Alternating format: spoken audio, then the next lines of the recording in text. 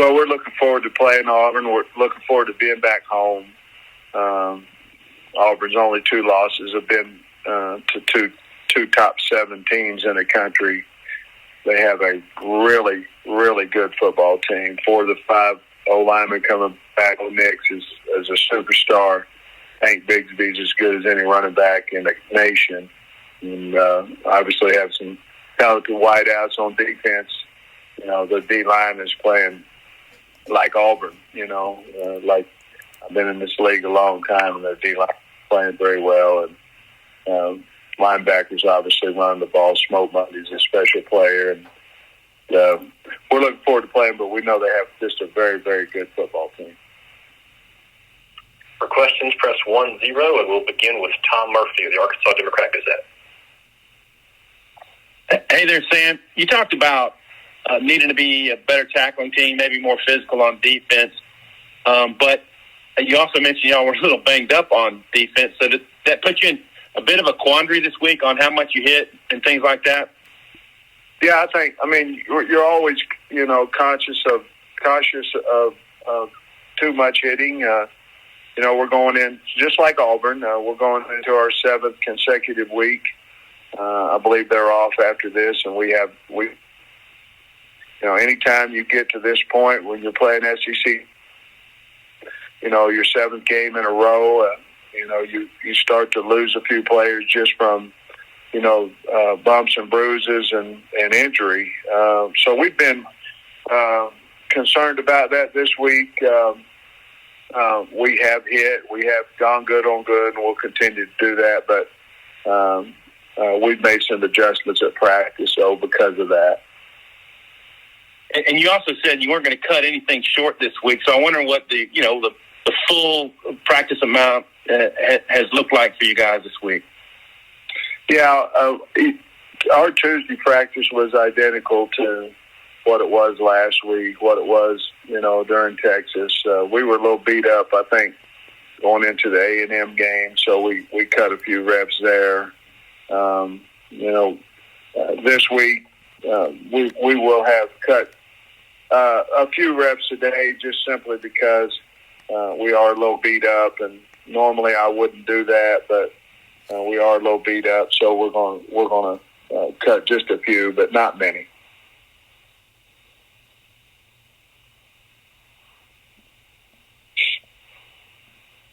Next we'll go to Scotty Bartolon of Whole Hog Sports. Today, there's been a lot of talk about movement and injuries on your offensive line lately, but I'm curious what Ricky Stromberg has meant to that group at center and just how you feel he's played to this point. Rick was also one that, was beat up there. I don't know what it was, maybe week 2, maybe week 3. But they're a tough group of kids.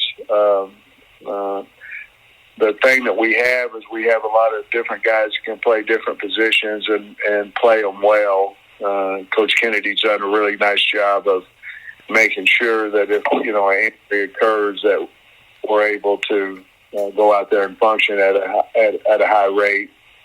And so, obviously anytime you have an injury like with Wagner, you're concerned about, there's a reason he's a starter, and then the other thing you're concerned about is depth after that. I think we've done a nice job this week of preparing different guys for different positions. So, it's part of the game, and we have tough offensive linemen, and they'll play if they can, and certainly if not, then we have to be prepared as coaches that we're ready to go win football games. And so I think Coach Kennedy's done a really nice job of that, and the players themselves of understanding that they have more value on the offensive front if they can play more than one spot.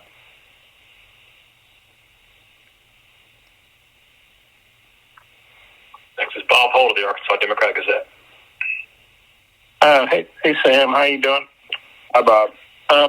Hey, following up on the offensive line theme, I know Ty's an older guy, and he's started a lot at center and guard, but this will be the 4th. I think he started at both guard spots and at center, so right tackle will be his 4th spot to start.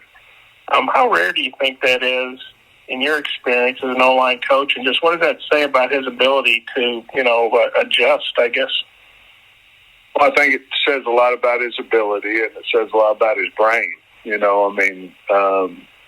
It's hard.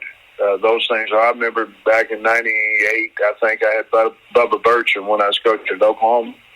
He plays in one game, and it's hard to do. It's a special guy. It's a special athlete, a guy that has to understand the entirety of plays and what side he's on now, and what that changes technique-wise, and which foot's his attack foot.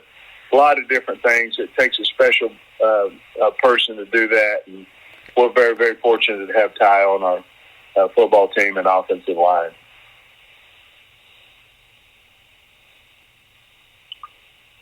Next will be Bennett Durando of the Montgomery Advertiser.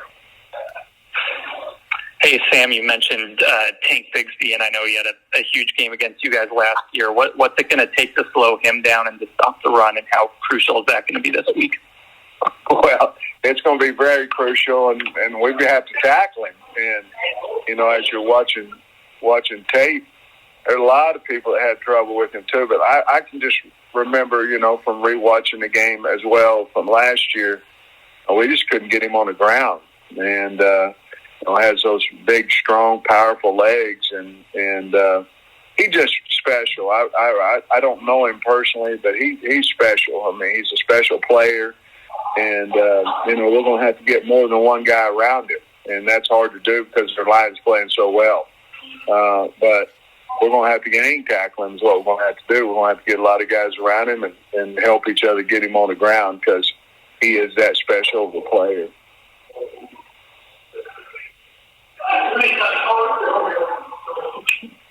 Next will be Adam Sparks of the Knoxville News Sentinel. Yeah, Sam, Ole Miss obviously has been in a great offensive rhythm. They don't turn the ball over. How critical is it to forcing turnovers against Ole Miss to slow down that offense?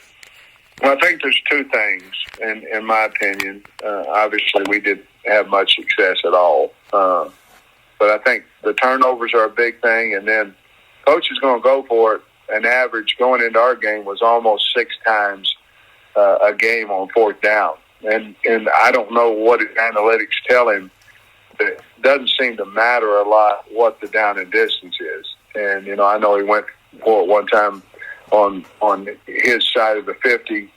I think it was 4th and 10 and made it. And so I think those are two big things. And Ole Miss, you got to turn them over on fourth down, and you have to create turnovers. The thing is Corral's doing such a nice job with the ball that he's playing at an elite level that it's hard to do that. Other than trying to get it away from their backs, and their backs obviously you saw our game. The backs are really good, and they didn't have Ely. So I think coach is doing a great job with the offense with the football team over there at Ole Miss.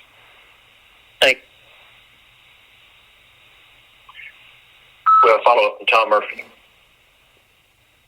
Sam, your D-line was so productive the first few games. Do you need to get more out of them as you go through the second half of your schedule? Oh, absolutely. I mean, we need to get more out of our safeties. We need, in run support, we need to get more out of our nickels. Off the edge. I mean, we need to get more out of our entire defense in that. But it certainly always starts up front on both sides of the ball. That's where you win and lose games in this league, in my opinion. We've got to do a better job of helping them, moving them, doing some different things. We have to help them, but they also have to. We have to give that relentless effort, like we did, in my opinion, early in the season, and things need fixed. The players on the field, with the help of the coaches, but the players on the field need to fix it, and we'll coach them up. But it's the effort part of it and the strain that we need to make sure that we continue to have on both sides of the offensive and defensive lines. You've been pretty vocal this week in reaching out to the fan base and particularly the students. How important is it to you that you engage them and that they become a factor on Saturday? It's huge. I mean, anybody that went to Georgia, that was 11 o'clock, and they had 110 decibels. And, I don't think our fan base is into excuses, and I think they'll be there. And 11 o'clock in the morning can be 7 o'clock at night as well. It just depends on what your mind tells you. And I think we've got a strong fan base, and we need them in here because I believe they can make a difference in the football game. And so I certainly have asked them to do that, and the expectation is that they'll do it because we have, in my opinion, the best fan base in the country. Okay, one more from Bob Holt. Sam, I saw on Twitter that you said you were going to go see the students about 55 minutes before the game. Is that something you've done before? And do you go over like there with a bullhorn so they can hear you? Or kind of how's that going to go? What's your thoughts on that? It's not going to be a pep rally, Bob. I'm going to. What I said was that I'll see them at the 55-minute mark, which I'll come out of the tunnel and I'll acknowledge the student section. But I'm not going to go over there and have a pep rally. Auburn has a team. They have their team out on the field over there. I'm not trying to make anybody mad or anything like that. I want them there early, and that was part of my way to say get there at least an hour early for the game, and we'll acknowledge that you're there, and let's get pumped up, ready to help us. Okay, so that just kind of be a quick, let's go kind of deal, I guess. Yeah, Bob, I haven't really laid out the plans on what I'm going to do on that, buddy. Oh, okay. Well, thanks.